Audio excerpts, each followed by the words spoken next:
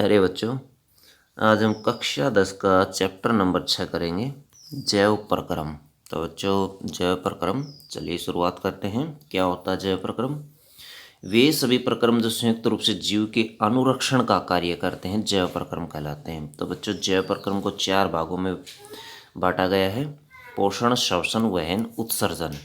तो सबसे पहले हम पोषण के बारे में स्टडी करेंगे।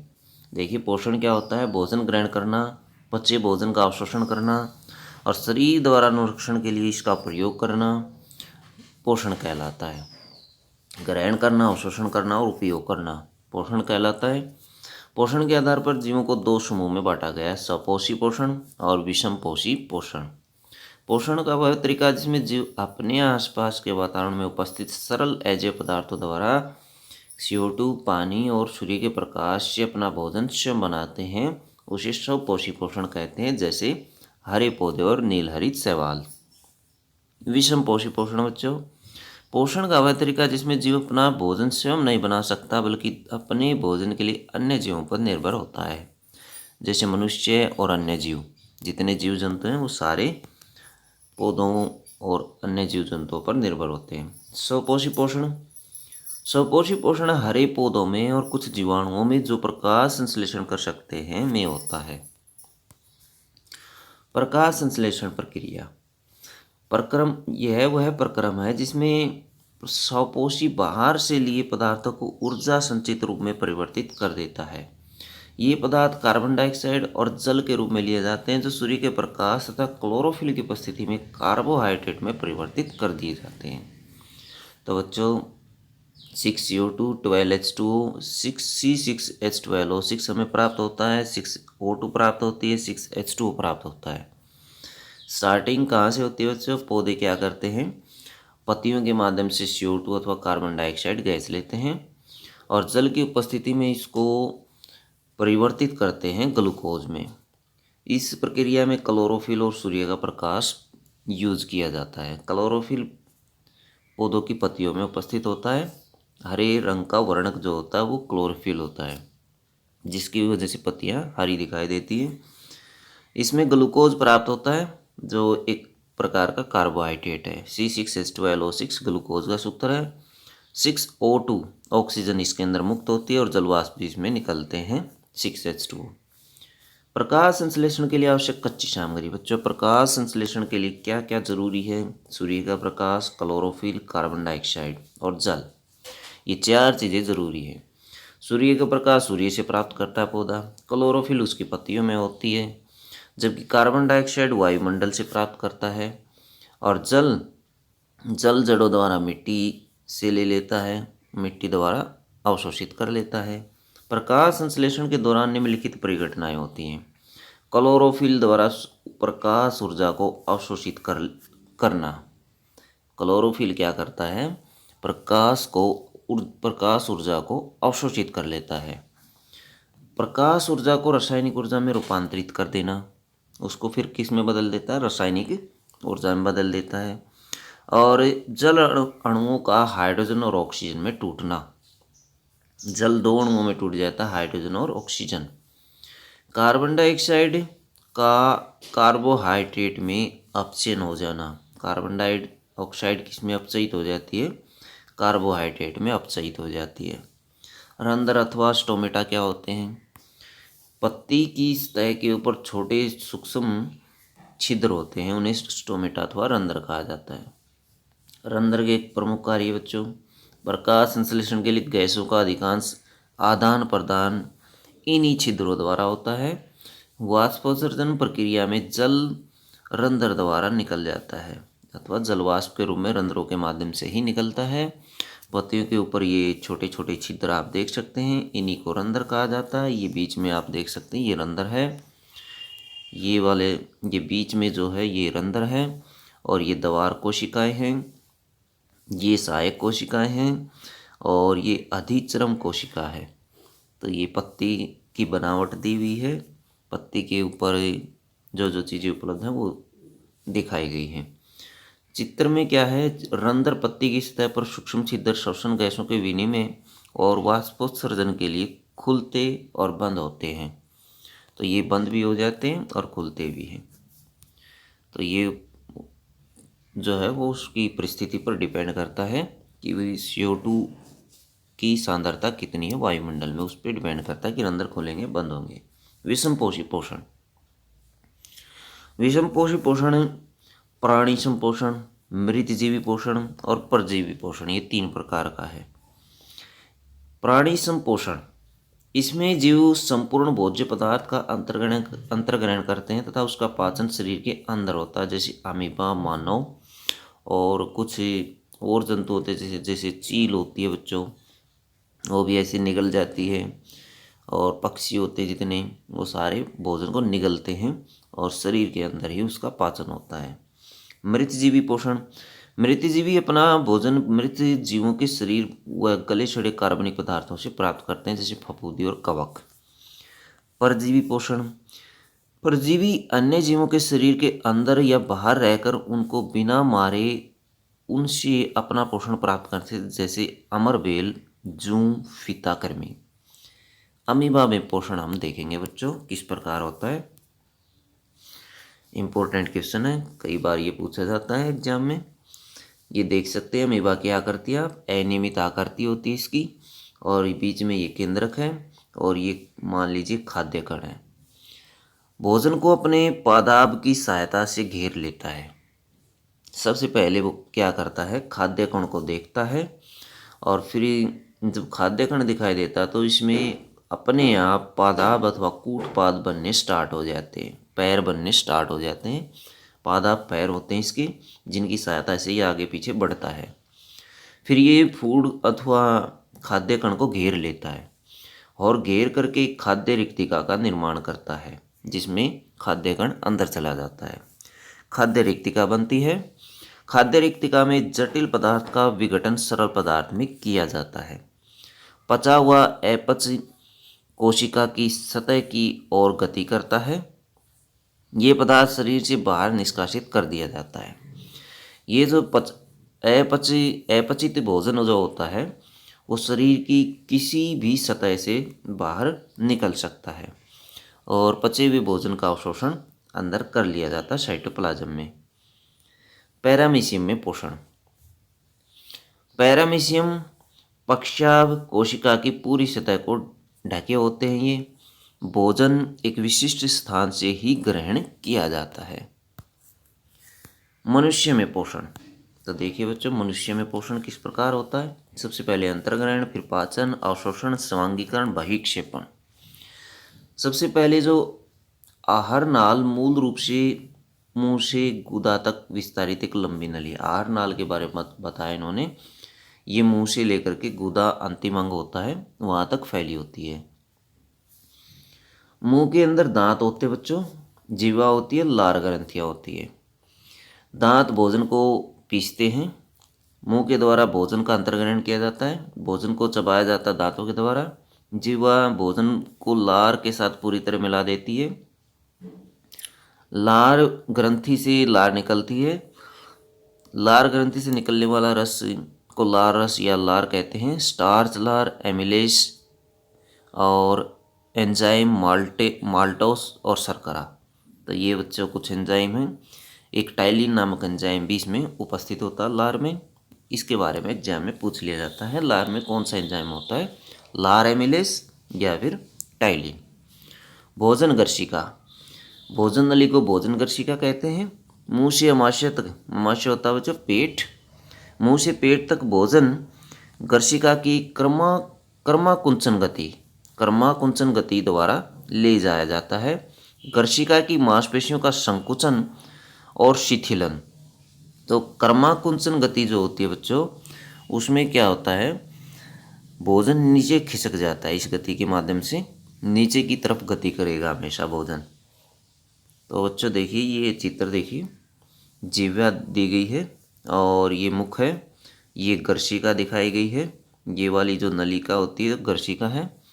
उसके बाद ये देखिए ये अमाशय है, ये वाला अमाशय है, और ये देखिए बच्चों लीवर है, ये लीवर होता है, और लीवर के निचले हिस्से में पित्त की थैली होती है जो ग्रीन कलर की यहाँ दिखाई दे रही है, वास्तव में ये पीले कलर की होती है।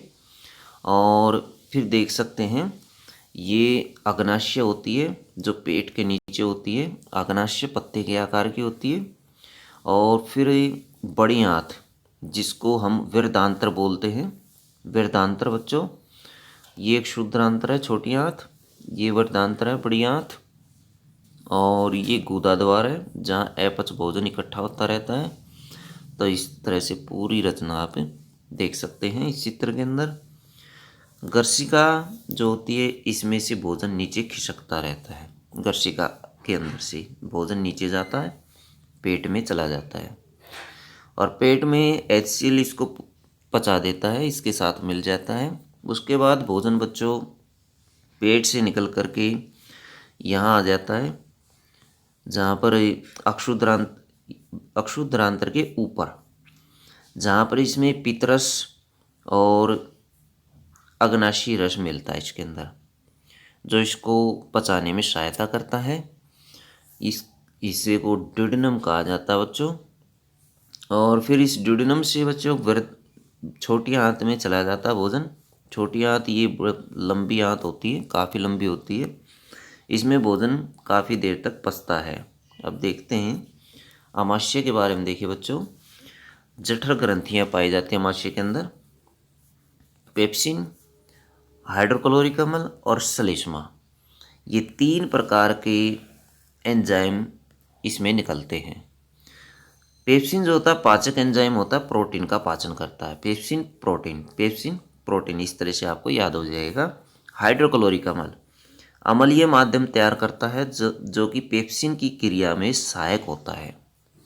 श्लेष्मा आमाशय के आंतरिक स्तर की अम्ल से रक्षा करता है। ये पेट की दीवार के चारों तरफ फैल जाता है श्लेष्मा, और जो HCl होता है इस अम्ल से इसकी पेट की रक्षा करता है। ये अक्षुद्रांत्र अथवा छोटी आंत, आंत्र से इसमें निकलते हैं। कार्बोहाइड्रेट को ग्लूकोज में बदला जाता है, वसा को वसामल और ग्लिसरॉल में बदल दिया जाता है, और प्रोटीन को एमिनो अम्ल में बदल दिया जाता है।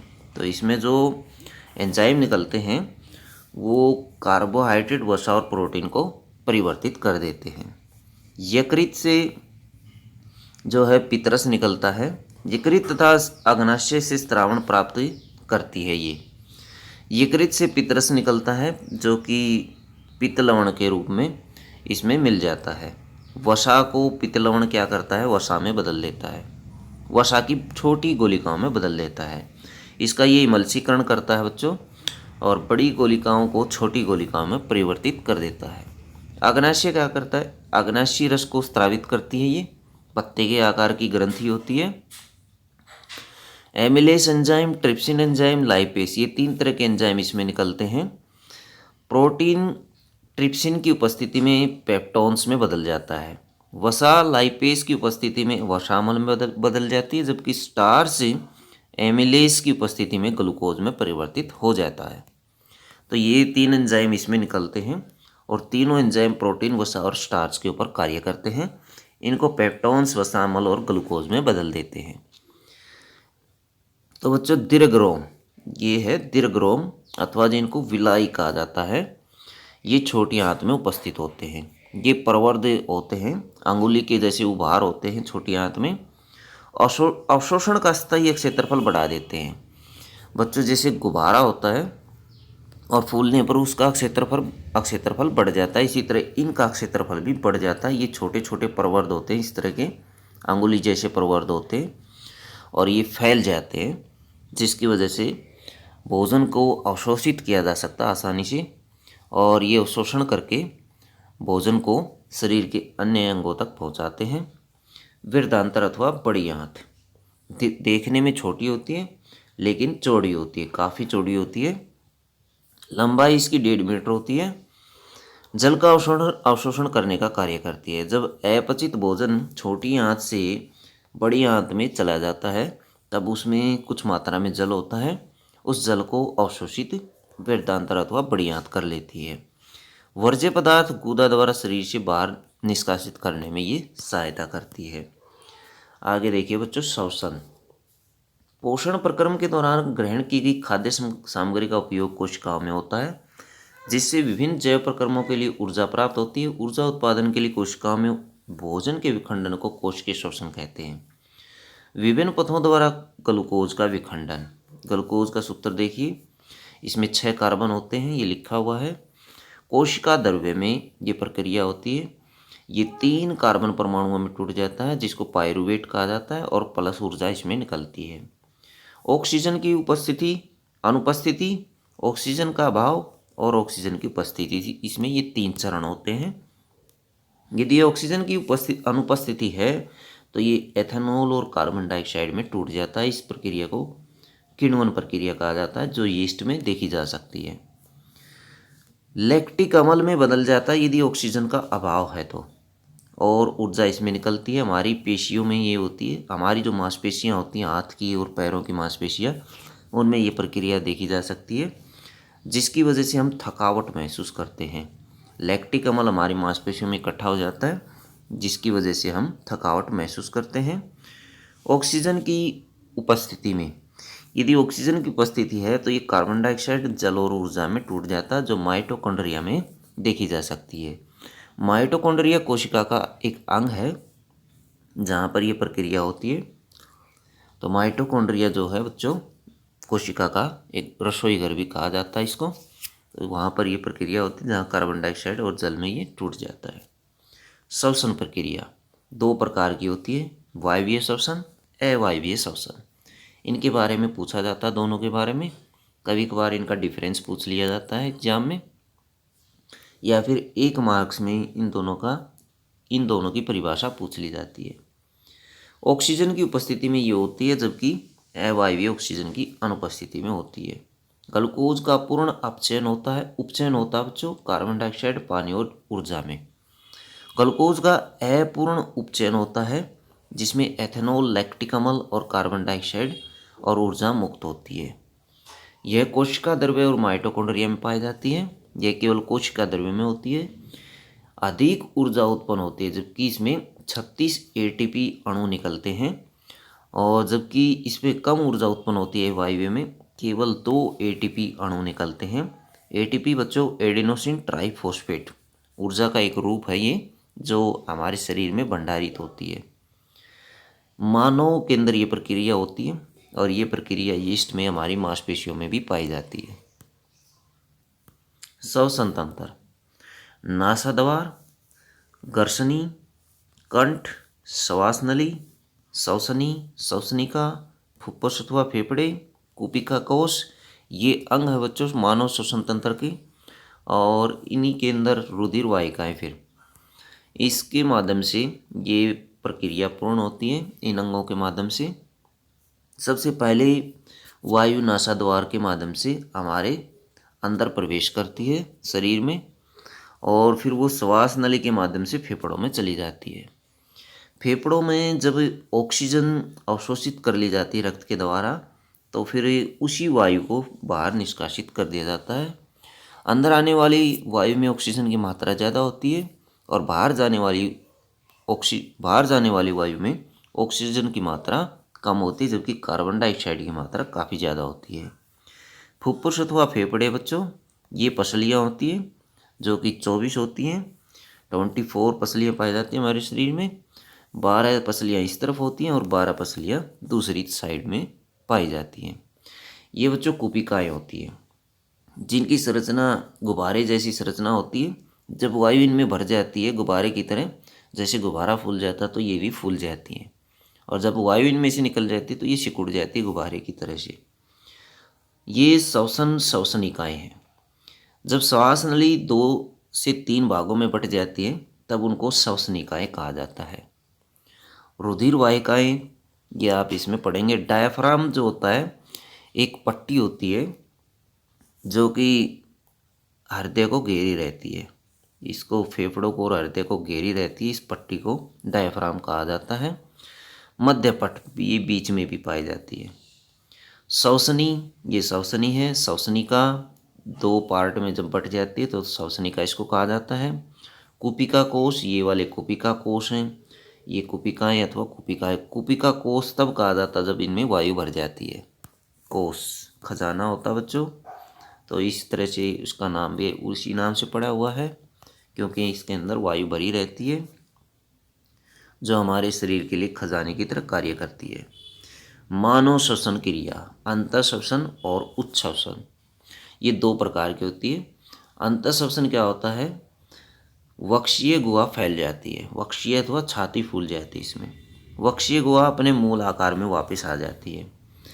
पसलियों से संलग्न पेशियां सिकुड़ती हैं अंतःश्वसन में, जबकि उच्छ्वसन में क्या होता है, पसलियों की पेशियां शिथिल हो जाती हैं। शिथिल होता ठहराव की स्थिति।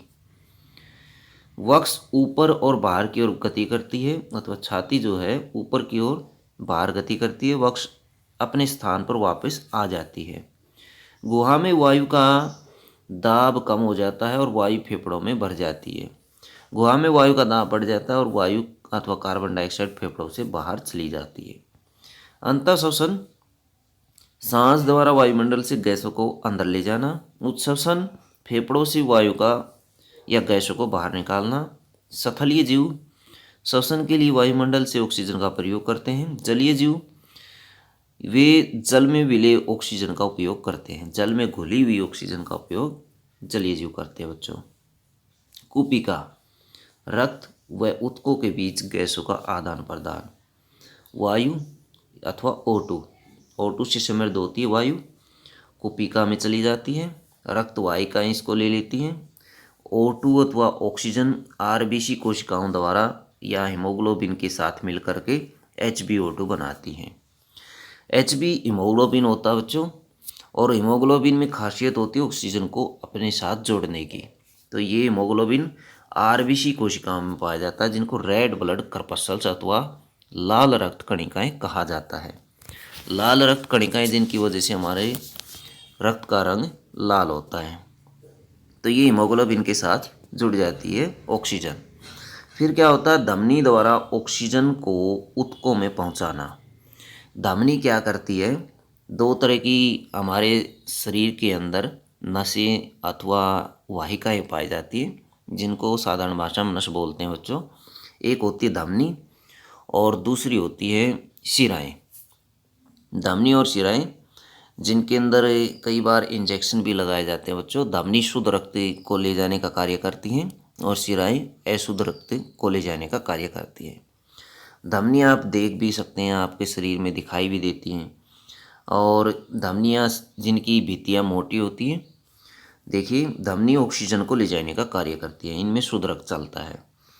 ऊतकों में, ऊतक मतलब स्किन के अंदर होता है बच्चों, ये स्किन ऊतक ही है, ग्लूकोज का ऑक्सीकरण हो जाता है और ऊतक में CO2 का उत्पादन भी होता है।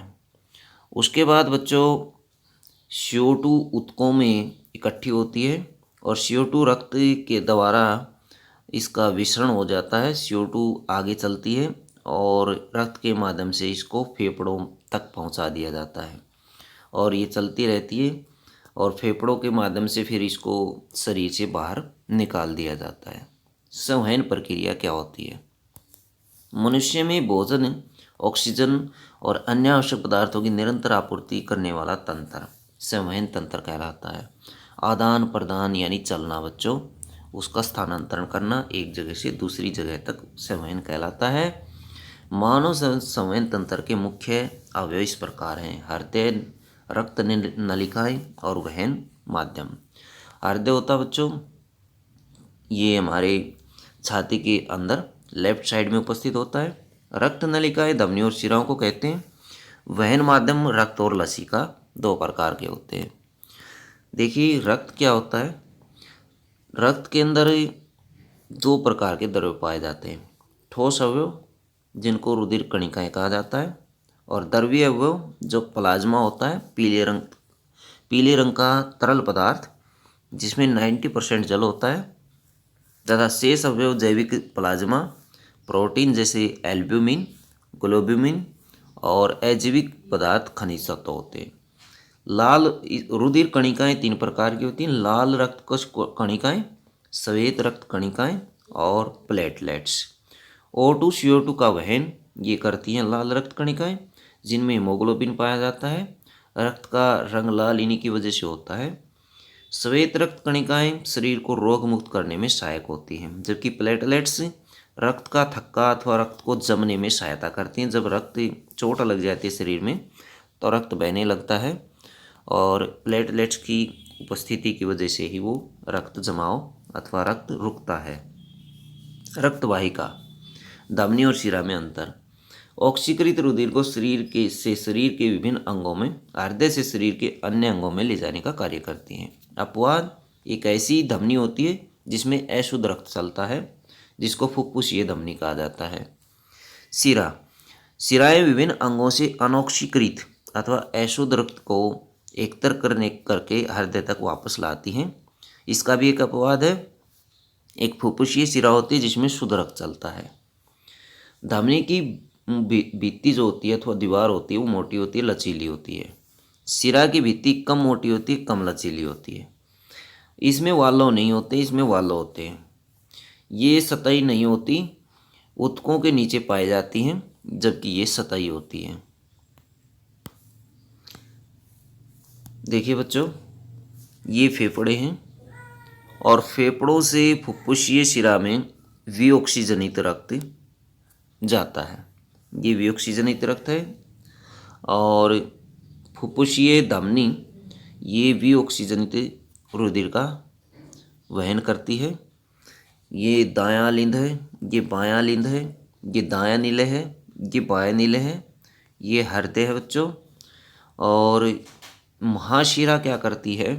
महाशिरा शरीर से अशुद्ध रक्त को अथवा विऑक्सीजनित रुधिर को इकट्ठा करती है।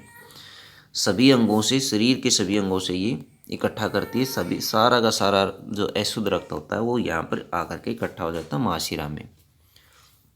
तो बच्चों सबसे पहले आप देखिए चित्र के अंदर, इस चित्र को देखिए। इस चित्र में ये वाली जो है ये महाशिरा है, ऊपरी शिरा। ये महाशिरा जो होता है, महाशिरा जो होती है शरीर के सभी अंगों से अशुद्ध रक्त को इकट्ठा कर लेती है और फिर इसको बच्चों नीचे भेज देती है हृदय के अंदर। शरीर के निचले भाग से महाशिरा ये देख सकते हैं, दायां निलय, ये दायां निलय है बच्चों।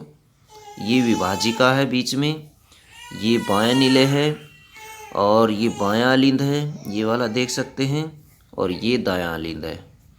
ऊपर वाले आलिंद होते हैं, नीचे वाले नीले होते हैं। नए से नीचे, नए से नीले, तो आसानी से याद हो जाएगा। नीचे वाले नीले। 4 कोष्ठ हमारे हृदय में पाए जाते हैं।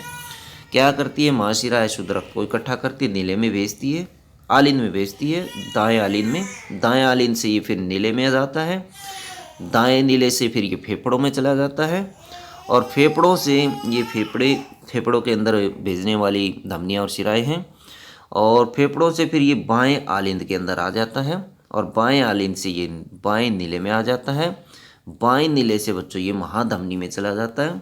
महाधमनी जिसके अंदर सारा शुद्ध रक्त इकट्ठा होता है और महाधमनी से छोटी छोटी धमनियाँ जुड़ी हुई हैं और वो धमनियाँ क्या करती हैं? शरीर के विभिन्न भागों में रक्त को भेज देती है।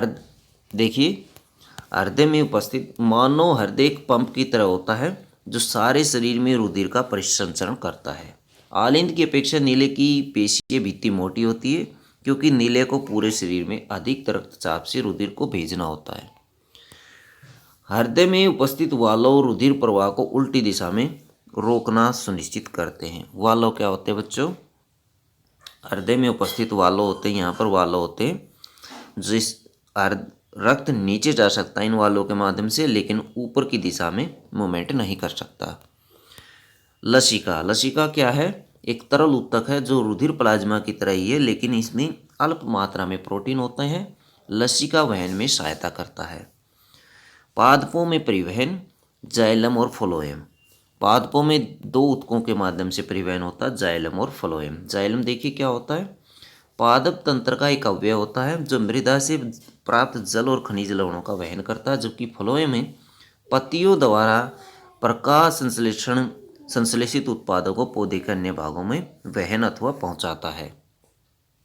जाइलम बच्चों, जैसे जाइलम जैसे जल, जल का वहन जो करे वो जाइलम है, जबकि खाद्य पदार्थों का वहन फ्लोएम करेगा। जड़ व मृदा के मध्य आयन सांद्रण में अंतर के चलते जल मृदा से जड़ों में प्रवेश करता है और इसी के साथ एक जल स्तंभ निर्माण हो जाता है जो कि जल को लगातार ऊपर की ओर धकेलता है। यही दाब जल को ऊंचे वृक्ष के विभिन्न भागों तक पहुंचाता है। यही जल पादप के वायुव्य भागों द्वारा वाष्प के रूप में वातावरण में विलीन हो जाता है। यह प्रक्रम वाष्पोत्सर्जन कहलाता है। पौधों के अंदर उपस्थित एक्स्ट्रा जल अथवा फालतू जल जब बाहर निकाला जाता है तो वह बाहर निकालने के प्रक्रम को वाष्पोत्सर्जन कहा जाता है। इस प्रक्रम द्वारा पौधे को निम्न रूप से सहायता मिलती है: जल के अवशोषण और जड़ से पत्तियों तक जल और विलेय खनिज लवणों के ऊपरी मुखी गति में सहायता मिलती है और पौधों में ताप नियमन में भी सहायक बनाता है।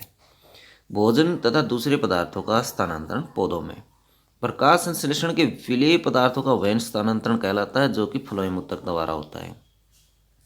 स्थानांतरण पत्तियों से पौधे के शेष भागों में ऊपरी मुखी और अधोमुखी दोनों दिशा में होता है। फ्लोएम द्वारा स्थानांतरण ऊर्जा के प्रयोग से पूरा होता है, अतः सुक्रोज फ्लोएम ऊतक में एटीपी ऊर्जा से प्राषण बल द्वारा स्थानांतरित होता है बच्चों, प्राषण बल के द्वारा। मानव में उत्सर्जन वह प्रक्रम जिसमें जीवों में उपापचयी क्रियाओं में जनित हानिकारक नाइट्रोजन युक्त पदार्थ को निष्कासित किया जाता है, उत्सर्जन कहलाता है। एक कोशिकीय जीव इन अपशिष्ट पदार्थों को शरीर की सतह से जल में विसरित कर देते हैं। मानव सर्जन में उपस्थित निम्न अंग हैं: एक जोड़ा किडनी अथवा वृक्क, ये देख सकते हैं वृक्क। एक जोड़ा मूत्रवाहिनी, ये मूत्रवाहिनियाँ हैं बच्चों। और एक मूत्राशय, ये मूत्राशय है। और एक मूत्र मार्ग, ये मूत्र मार्ग है बच्चों।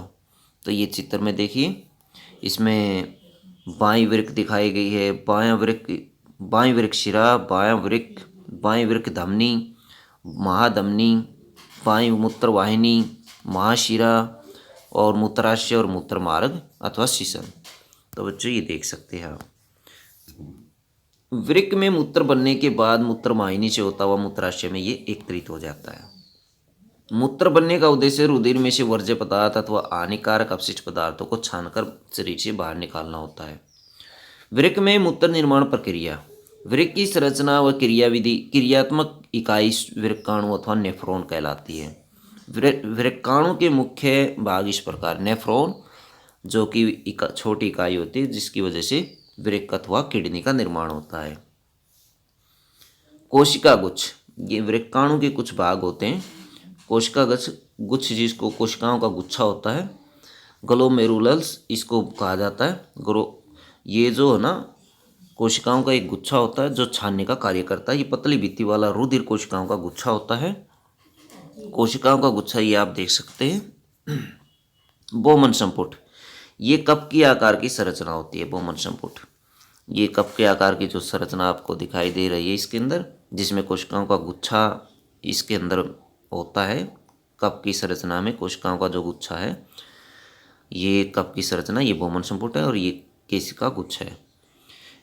ये केशिका गुच्छ होता है, जो कोशिका गुच्छ नहीं होता। केशिका बारीक पतली नलिका होती है, जबकि कोशिका एक ऐसी ऊर्जा प्रदान करने वाली अथवा भोजन का निर्माण करने वाली एक छोटी स्किन की तरह से होती है कोशिका, जो ऊतकों का निर्माण करती है। लेकिन केशिका जो होती है एक पतली नलिका होती है। बोमन संपुट नलिकाकार भाग, संग्राहक वाहिका, ये इसके भाग हैं। ये संग्राहक नलिका आप देख सकते हैं जिसमें मूत्र एकत्रित होता रहता है। वृक्क में उत्सर्जन की क्रियाविधि। तो बच्चों ये है वृक्काणु की संरचना। ये वाला चित्र आप देखिए, इसमें बोमन संपुट और केशिका गुच्छ मुख्य है और संग्राहक नलिका भी मुख्य है। कोशिका गुच्छ निस्यंदन होता है छानना।